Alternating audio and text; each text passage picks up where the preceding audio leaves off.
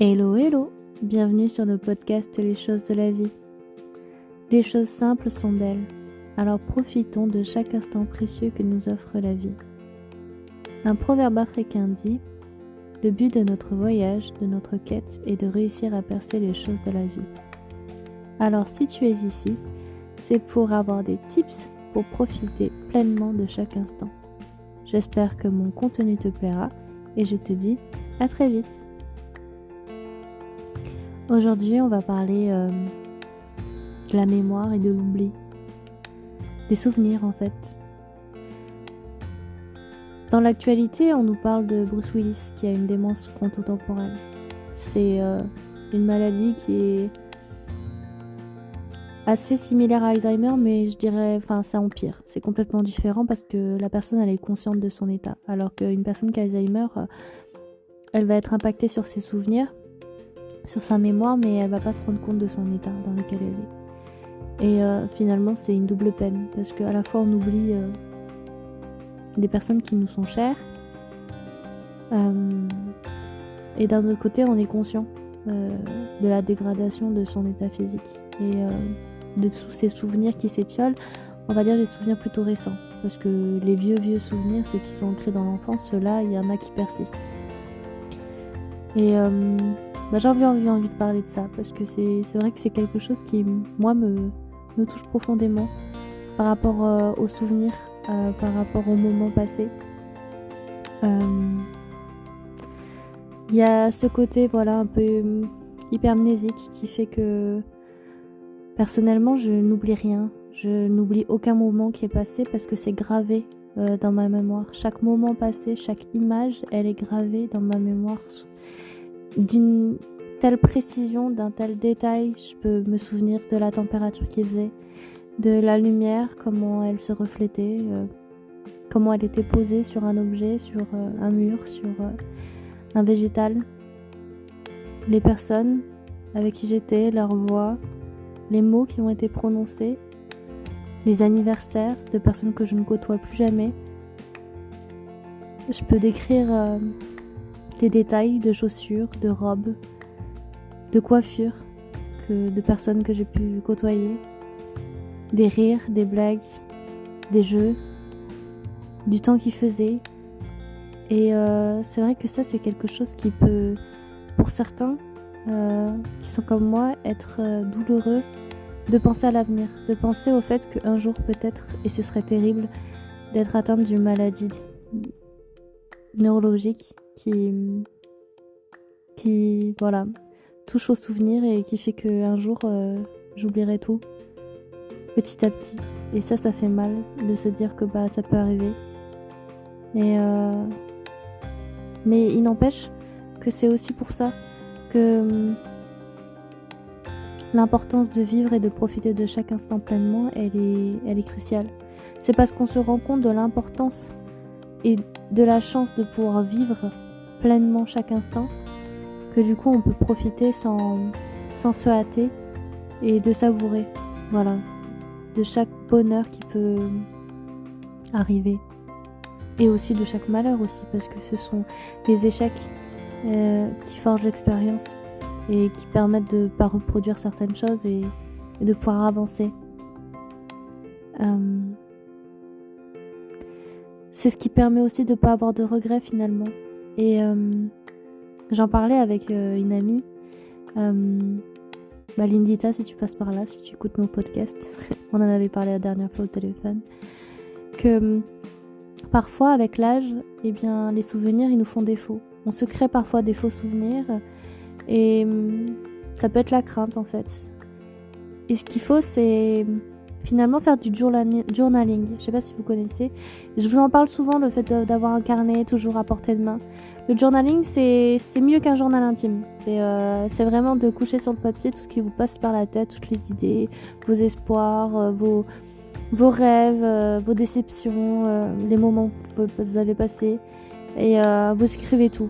Et le moindre souvenir, la moindre chose dont vous vous rappelez. Et quand vous grandirez, avec le temps qui va passer au fur et à mesure, plus tard vous pourrez vous replonger dans ces carnets et vous direz tiens, j'ai écrit ça à cette période-là. Je pensais ça. J'ai vécu ça. Et ah ouais, c'est important en fait. Moi, j'ai demandé à ma mère de faire ça.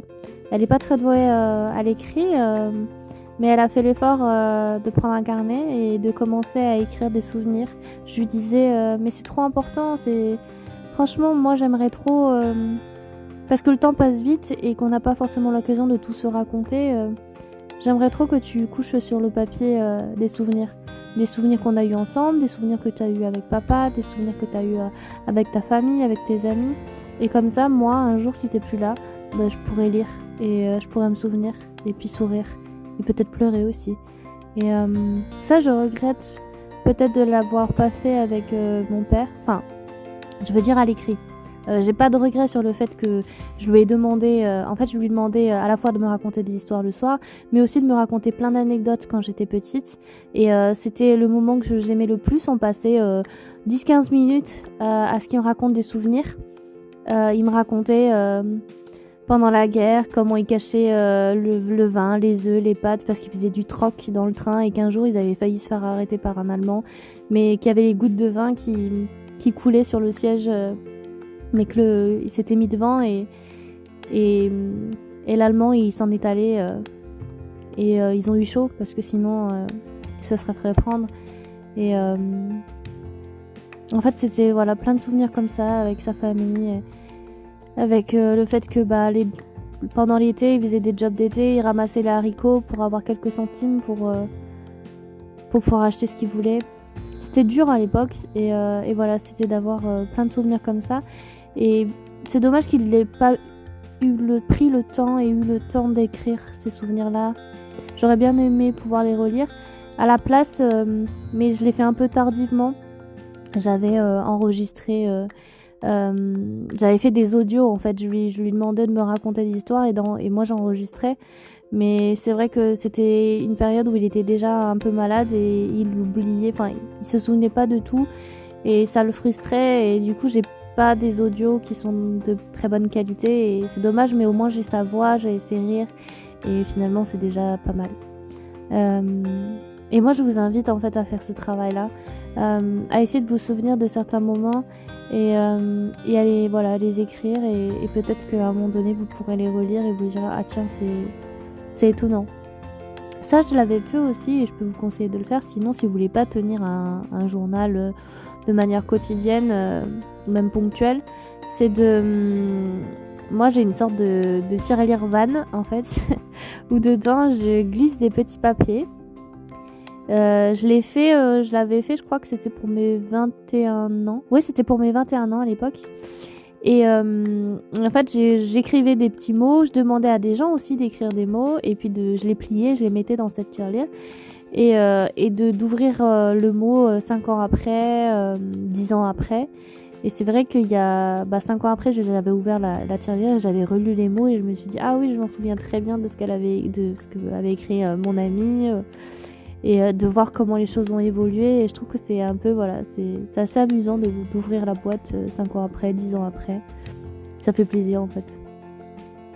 De personnes que je ne côtoie plus forcément, que je ne vois plus, mais par contre des gens qui sont restés, et donc ça c'est hyper... je trouve que la démarche est assez intéressante et vraiment ça fait plaisir. Et sinon,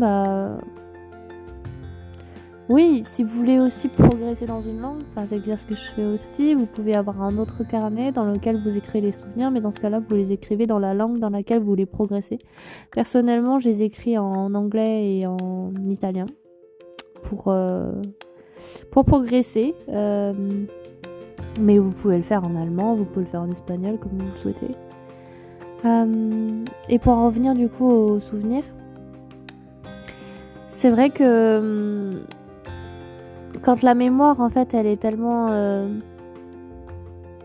omniprésente, en fait, il y a peut-être des personnes comme moi qui voient leur vie passer en boucle. En fait, c'est en permanence. En fait, j'ai des vagues de souvenirs, des images qui passent dans ma tête tout le temps. j'ai pas une seconde de répit en fait. C'est comme si j'étais plongée en permanence dans le passé, et d'un autre côté je suis aussi dans le présent bien sûr parce que je profite de chaque instant. Mais pendant longtemps c'est vrai que j'avais du mal à me projeter dans le futur. Mais parce que c'est aussi important de se projeter dans le futur, et c'est pour ça que à un moment donné, quand je me suis aperçue de ça, et ben j'ai toujours eu plein de projets en tête, à vouloir tout vivre, à vouloir tout faire, à vouloir tout réaliser. Et à un moment donné, il y a eu un instant quand j'ai fait mon burn-out où en fait c'était l'inverse. Je n'avais plus aucun objectif de vie. Pour moi, j'avais atteint tous mes objectifs, j'avais atteint tous mes rêves, j'avais tout ce dont je rêvais, tout ce dont j'avais besoin, ce que je voulais. Et je n'en avais pas de nouveaux rêves. Et ça, c'est grave en fait, de ne plus rien espérer de la vie. Et petit à petit, en reprenant goût à la vie, en reprenant goût à chaque instant, on se construit des nouveaux rêves, et c'est important de toujours avoir plein de projets en tête, parce que sinon vous dites qu'est-ce que je fous là, à quoi ça sert de vivre en fait, tout simplement. Et faire un gros travail sur soi en fait, sur ses objectifs, sur ce que vous voulez devenir, ce que vous voulez faire, ce que vous voulez atteindre, et sans forcément penser à le faire avec quelqu'un, hein. Déjà pensez à vous-même, déjà pensez aux objectifs que vous voulez atteindre, et ensuite pensez aux autres, et pensez à l'autre, parce que vous allez avoir de regrets si vous le faites pas pour vous, d'abord pour vous, et ensuite les objectifs ils peuvent être communs dans une vie de couple, mais c'est avant tout le côté individuel qui doit primer, et ensuite la vie de couple qui vient égayer, qui vient renforcer, qui vient soutenir les projets. Donc peut-être que vous aussi vous avez toute une foultitude de souvenirs qui se bousculent, ou au contraire, à l'inverse, certaines personnes qui ne se souviennent absolument de rien et qui galèrent à essayer de trouver le moindre souvenir. Et il n'y a pas de bien ou de mauvais, hein, mais voilà, essayez de prendre le positif dans tout ça. Le positif dans le fait que même si votre cerveau vous montre en permanence ce que vous avez vécu, et bien c'est aussi une chance, parce qu'à un moment donné, peut-être que voilà, il y a Alzheimer, il y a la démence qui peut vous atteindre.